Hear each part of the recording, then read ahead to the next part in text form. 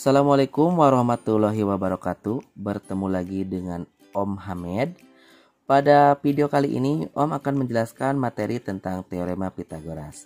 Nah, materi teorema Pythagoras ini bisa dijumpai di kelas 8 semester 2. Nah, sekarang bertemu dengan teorema Pythagoras. Nah, sudah mulai ini ada kebingungan. Apa sih teorema? Apa sih Pythagoras?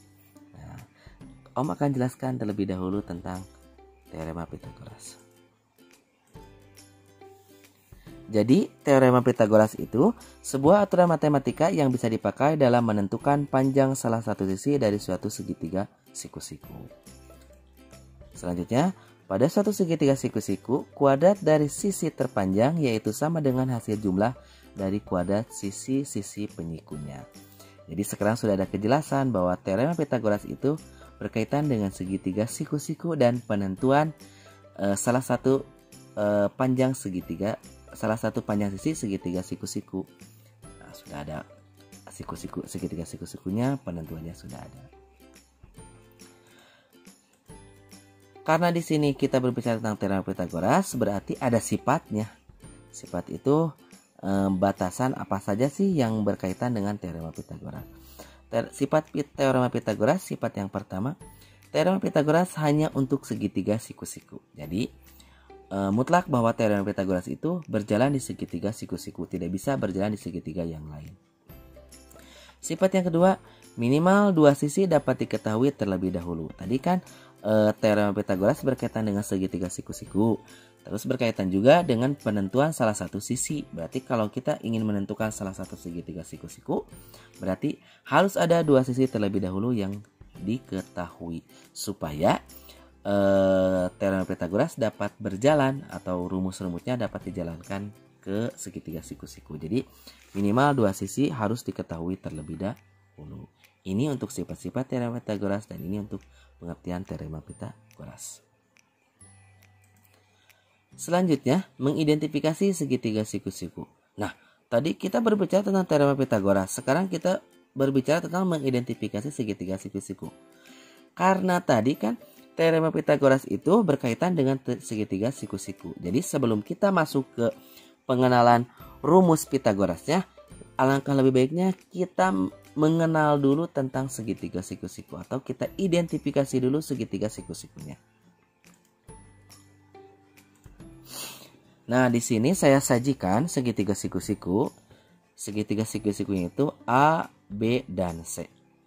Nah, yang dimaksud dengan siku-siku di sini di B. Nah, ini yang dimaksud dengan siku-sikunya. Kenapa muncul siku-siku di B? Akibat pertemuan sisi A ke B bertemu dengan sisi B ke C. Nah, hasil pertemuan ini terbentuklah sudut siku-siku. Nah, terbentuk di sini sudut siku-siku. Nah, identifikasi selanjutnya, ketika bertemu AB bertemu dengan B ke C, maka dari C juga dapat ditarik garis ke A. Jadi kan ini dari sini tadi dari A ke B, sisi A ke B bertemu dengan B ke C. Nah, dari A ke B ke C atau sebaliknya dari C ke A, kita dapat tarik garis. Nah, yang dimaksud dengan penarikan garis yang ini, nah, ketika ditarik garis seperti ini, maka terbentuklah sisi miring dalam segitiga siku-siku atau dikenal juga dengan istilah hipotenusa. Jadi ini adalah sisi terpanjang dari segitiga siku-siku. Tadi juga dijelaskan sisi terpanjang segitiga siku-siku itu dapat diketahui dari penjumlahan dari masing-masing sisi-sisi penyikunya. Jadi panjang dari A ke C ini dapat diketahui dengan menjumlahkan yang ini, menjumlahkan sisi A ke B dengan sisi B ke C. Nah, selanjutnya dari segitiga siku-siku ini pun ada sisi tegak dan sisi alas. Nah, jadi sisi A ke B ini disebut sisi tegak, dari B ke C ini disebut sisi alas. Nah, bagaimana kalau misalnya ini kita gulingkan atau kita rubah posisinya? Sisi tegak jadi sisi alas jadi sisi tegak. sah-sah saja bisa berlaku, tetap akan menjadi segitiga siku walaupun sisi tegak jadi sisi alas jadi sisi tegak. Ya, itu kalau digulingkan juga tetap ini menjadi akan menjadi segitiga siku. Selanjutnya, kalau di sini kan pertemuan sisi A ke B, sisi B ke C, sisi C ke A. Ini kan sebuah pertemuan. Kalau ditanyakan di manakah sih letak sisi A? Nah, letak sisi A bukan dari A ke B, tetapi jadi letak masing-masing sisi dalam segitiga siku-siku terletak di depan sudutnya. Nah, ini kan sudut A, ini sudut C, ini sudut B. Jadi kalau ditanyakan di mana letak sisi B, berarti di depan sudutnya. Nah, ini berarti sisi B. Berarti sisi A di depan sudut A, berarti sisi alas ini adalah sisi A. Berarti sisi tegak ini adalah sisi C. Jadi sisi dalam sebuah segitiga siku-siku terletak di depan sudutnya. Nah, inilah identifikasi dari segitiga siku-siku. Mudah-mudahan dapat memahaminya. Kita lanjutkan ke rumus Pitagoras. Nah, rumus Pitagoras itu dari mana sih? Nah, rumus Pitagoras diperoleh dari materi teorema Pitagoras. Jadi rumus Pitagoras berasal dari materi teorema Pitagoras yang tadi. Materi yang mana? Yang tadi, bahwa sisi terpanjang suatu segitiga siku-siku diperoleh dari penjumlahan masing-masing sisi penyikunya. Nah, muncullah rumus teorema Pitagoras, rumus Pitagoras, yaitu rumusnya C pangkat 2 ditambah A pangkat 2 ditambah B pangkat 2. Jadi C pangkat 2 sama dengan A pangkat 2 ditambah B pangkat 2. Agar lebih memahami ke rumus yang ini, saya sajikan dalam bentuk gambar. Nah, ini gambarnya. Disajikan gambar segitiga ABC. Di sini siku-sikunya terletak di C. Jadi siku-sikunya di C.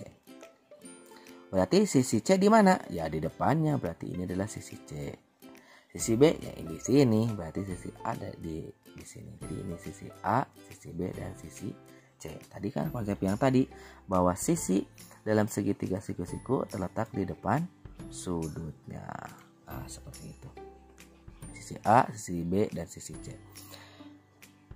Maksud ke konsep rumus Pitagoras yang ini bahwa ketika kita ingin menentukan panjang sisi C yang ini, kita dapat menjumlahkan sisi A dijumlahkan dengan sisi B. Itu untuk menentukan sisi C. Itu rumusnya. Dan ini penjelasan daripada gambarnya. Apa sih kegunaan dari rumus Pitagoras? Jadi selain daripada untuk mengukur panjang salah satu sisi yang belum diketahui dengan syarat dua sisi diketahui terlebih dahulu, ada kegunaan yang lain. Jadi kegunaan rumus Pitagoras yang pertama untuk menentukan jenis segitiga. Yang kedua menentukan diagonal bidang kubus dan balok. Yang ketiga menentukan diagonal ruang kubus dan balok. Jadi ini kegunaan yang pertama, kegunaan yang kedua, kegunaan yang ketiga. Selain daripada kegunaan yang awal tadi untuk menentukan salah satu panjang sisi dalam sebuah segitiga siku-siku. Agar lebih memahami tentang rumus Pitagoras yang ini, kita lanjutkan ke contoh soal. Nah, di sini contoh soalnya menentukan panjang sisi segitiga siku-siku. Contoh soalnya, diketahui segitiga siku-siku ABC dengan siku-siku di B yang digambarkan seperti gambar di bawah. Tentukan panjang A ke C. Nah, ini gambarnya. Segitiganya itu A, B, dan C. Siku-sikunya di B, berarti siku-siku di sini. Tentukan panjang dari A ke C. Nah, berarti tentukan ini. Berarti kita akan menghitung berapa sih panjang hipotenusanya. Di sini sudah jelas bahwa ada dua buah sisi yang sudah diketahui, yaitu sisi A ke B, sisi B ke C. Atau sisi C dan sisi A sudah diketahui. Sisi A ke B-nya 4 cm dan B ke C-nya 3 cm. Cara penyelesaiannya bagaimana? Ya seperti ini. Nah, dari konsep rumusnya soal di sini kita dapatkan rumusnya ini. Tadi kan yang ditanyakan A ke C, berarti AC pangkat 2 sama dengan AB pangkat 2 ditambah BC pangkat 2. Loh, kok jadi beda dengan rumus yang tadi? Jadi penotasian rumus Pitagoras yang tadi itu tidak mutlak baku seperti yang tadi. Jadi ketika masuk ke soal, kita sesuaikan dengan konteks yang ada di soal. Di sini kan konteks di soal yang ditanyakan panjang A ke C. Berarti AC pangkat 2 sama dengan AB pangkat 2 ditambah BC pangkat 2. Berhubung di sini sudah jelas panjang sisi AB dan BC-nya, kita masukkan notasinya. Berarti AC pangkat 2 sama dengan 4 pangkat 2 ditambah 3 pangkat 2. Karena dari A ke B adalah 4, dari B ke C adalah 3. Kita lanjutkan, berarti AC pangkat 2 sama dengan 16 ditambah 9. 16 dari mana? 4 pangkat 2. 4 kali 4, 16. 3 pangkat 2, 3 kali 3, 9. Selanjutnya, AC pangkat 2 sama dengan 25. Berarti kita jumlahkan 16 tambah 9 hasilnya 25. Ini sudah diketahui AC pangkat 2. Karena yang di sini yang akan kita ketahui hanya AC saja, berarti kita harus keluar daripada pangkatnya dengan cara diakarkan. Maka AC pangkat 2 sama dengan akar 25. Akar 25 adalah 5. Jadi besaran dari A ke C setelah dihitung seperti ini, maka besarannya adalah 5. Nah, itulah kegunaan atau penyelesaian soal menggunakan sistem rumus Pitagoras atau teorema Pitagoras. Contoh soal selanjutnya, penerapan teorema Pitagoras. Berarti kalau kita berbicara penerapan teorema Pitagoras, berarti contoh soalnya pun masuk ke soal cerita, ke soal yang konkret biasanya. Nah, di sini dicontohkan sebuah kapal berlayar 10 km ke arah selatan dan dilanjutkan ke arah barat sejauh 8,5 km. Hitunglah jauh kapal itu berlayar dari titik awal jika ditarik garis lurus. Nah, berarti kita tentukan dulu indeksnya. Berarti jika ditarik garis lurus, berarti penarikan garis lurus. Penyelesaiannya seperti mana? Penyelesaiannya seperti bagaimana? Nah, seperti ini penyelesaiannya. Buat skema dari soal tersebut. Tadi kan soalnya berbentuk soal cerita. Berarti kita buat skemanya. Skema seperti apa? Ya, skema seperti pada gambar. Ini kan titik awal. Di sini titik awal. Si kapal itu berjalan ke arah selatan sejauh 10 km. Lalu dilanjutkan berjalan lagi ke arah barat sejauh 8,5 km. Nah, yang dimaksud dari titik awal ke titik akhir ditarik garis lurus ya yang ini. Ini titik awal.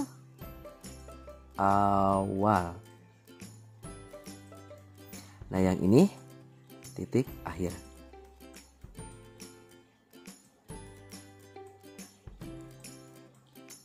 Nah, ini titik akhir. Berarti ditarik garis lurus ke sini.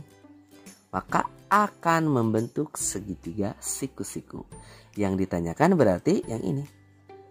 Hipotenusa atau garis terpanjang dalam segitiga siku-siku. Nah, ini sudah dibuat skema dari soal yang tadi. Kita lanjutkan. Kita buat juga pemisalan. Misalnya dari awal ke selatan itu kita notasikan menjadi A. Dari selatan lanjutan ke barat kita notasikan menjadi B. Maka A 10 km dan B 8,5 km. Nah, maka berdasarkan teorema Pitagoras dapat diperoleh. Berarti dapat diperoleh itu yang ini. Sisi terpanjang dalam segitiga siku-siku atau hipotenusa. Bagaimana penyelesaiannya? Nah, ini penyelesaiannya. C pangkat 2 sama dengan A pangkat 2 ditambah B pangkat 2. Tadi kan sudah membuat pemisalan. Pemisalan untuk A dan pemisalan untuk B. Maka kita tinggal masukkan saja karena sudah diketahui pemisalannya, sudah diketahui, sudah kita identifikasi soalnya, sudah dibuat skemanya, sudah diketahui notasi-notasinya, kita masukkan saja. A itu kan nilainya 10, berarti 10 pangkat 2. B itu 8,5, berarti 8,5 pangkat 2. Maka C pangkat 2 sama dengan 100 ditambah 72,25. Maka C pangkat 2 172,25. Karena seperti tadi yang ditanyakan itu hanya C, sedangkan di sini C pangkat 2, Maka untuk mengeluarkan daripada pangkatnya kita akarkan. Maka C sama dengan akar 172,25. Maka C sama dengan 13,12 km. Berarti kapal itu berjalan dari awal sampai ke akhir dengan ditarik garis lurus, yaitu berjalan selama 13,12 km. Ini penyelesaian soal yang menggunakan soal cerita. Nah, itu materi yang bisa Om jelaskan pada video kali ini. Namun untuk mengevaluasi apakah kita mengerti dan tidaknya, Om sudah sajikan di sini evaluasi untuk soalnya. Om sajikan evaluasi soal sebanyak 3 soal. Silakan kalian kerjakan dan Om tunggu jawabannya di kolom komentar. Nah, ini Om sajikan soal nomor 1, carilah panjang BC. Cari panjang BC-nya dari mana? Dari sini, dari gambar yang telah disajikan. Yang kedua, bentuknya soal cerita. Sebutkan sebuah tangga bersandar di dinding vertikal. Panjang tangga adalah 5 meter. Kaki tangga adalah 2 meter dari dasar dinding. Seberapa tinggi puncak tangga di atas tanah? Nah, ini berarti seperti yang tadi, buat dulu skemanya. Ini soal nomor 1, ini soal nomor 2. Nah, ini soal untuk nomor 3-nya. Tiara berjalan diagonal di bidang segi 4 yang memiliki panjang 40 km dan lebar 30 km. Seperti yang ditunjukkan dalam diagram. Maksudnya seperti yang diagram yang ini. Yang gambar yang ini. Maksudnya. Berapa panjang diagonal di halaman yang Tiara lewati? Berarti ini kan. Panjang diagonal ke sini. Berarti yang dicari adalah nilai X. Selamat mengerjakan. Sekali lagi Om tunggu hasil pengerjaan kalian di kolom komentar. Hanya itulah yang bisa Om bahas kali ini. Mudah-mudahan dapat bermanfaat bagi kita semua. Sebelum diakhiri video kali ini, jangan lupa tekan tombol subscribe, lalu nyalakan lonceng notifikasinya, serta komen dan like untuk video ini. Dan mudah-mudahan di lain kesempatan Om bisa menjelaskan lagi materi matematika selanjutnya. Terima kasih. Bila itu Wassalamualaikum warahmatullahi wabarakatuh.